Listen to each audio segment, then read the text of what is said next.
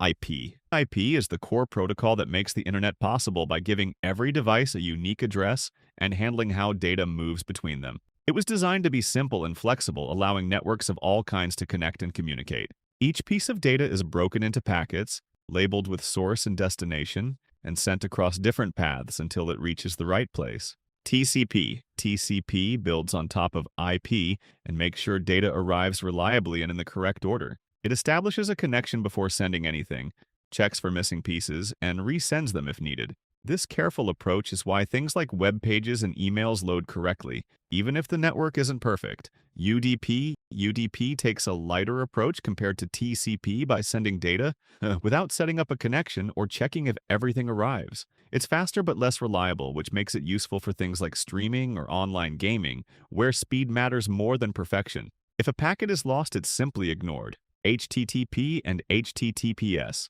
HTTP is the protocol used to load websites. It defines how a browser asks a server for content and how the server responds. When you type a web address, HTTP is working behind the scenes to fetch text, images, and other resources. It has been around since the early days of the web and remains a foundation of how we browse. HTTPS is the secure version of HTTP, adding encryption to protect data as it travels between your browser and a website.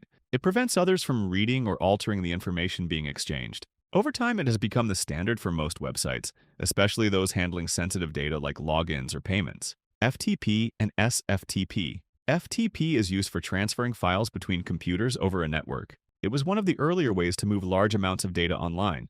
SFTP improves on FTP by adding security through encryption. It allows files to be transferred safely, protecting both the data and login credentials. It's commonly used in professional environments where secure file exchange is important. SMTP. SMTP is the protocol responsible for sending emails. When you hit send, SMTP handles the process of moving your message from your email client to the recipient's mail server. It works quietly in the background, forming the backbone of email communication.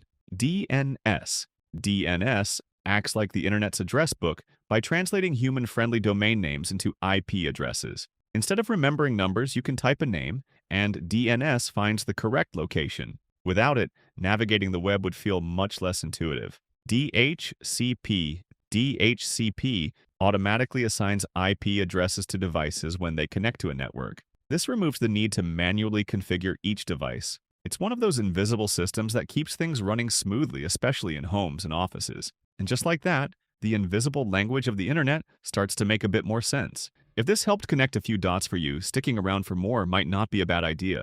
Thanks for watching.